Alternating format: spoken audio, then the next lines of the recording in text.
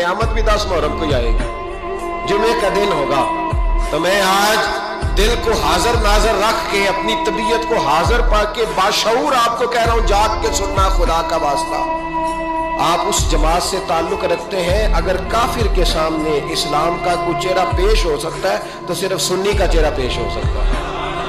खत्म हो गई बात। वरना कोई सहाबी का बेअदब है, कोई अहले बैत नबूवत का, आज मुझे कह लेने दो, खुल के कह लेने दो।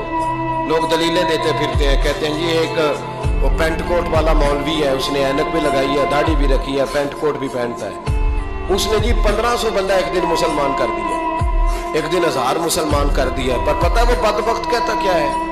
वो कहता है अमीरुल मोमिनीन यजीद रदी अल्लाह ताला अन्हु।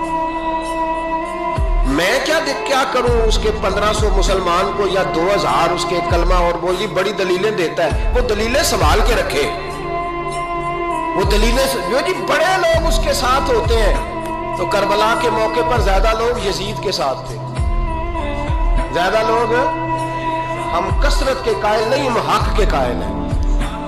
हम अब छोड़ दो बात, दलाइल की तरफ आओ। अजीब तमाशा है।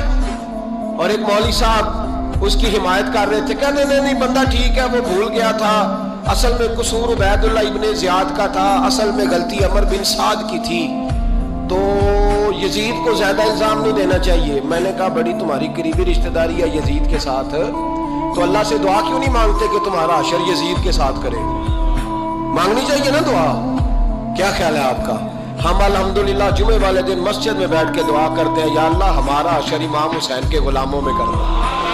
तो तू भी करना, जुर्रत कर, जुर्रत हमारी जुर्रत देख। हम ये नहीं कहते उनके साथ कर, हम कहते हैं या अल्लाह हमारा अशर उनके, हमारी जुर्रत देखो, हम उनके गुलामों में, कदमों में, नौकरों में बैठने को वो दुआ मांग रहे हैं, या अल्लाह हमारा उनके गुलामों में, गुलामों के। तू भी जुर्रत कर दलेरी, कर जुर्रत, क्या या अल्लाह मेरा अशर यजीद के साथ कर दलेरी, अगर इतना ही अच्छा था तो।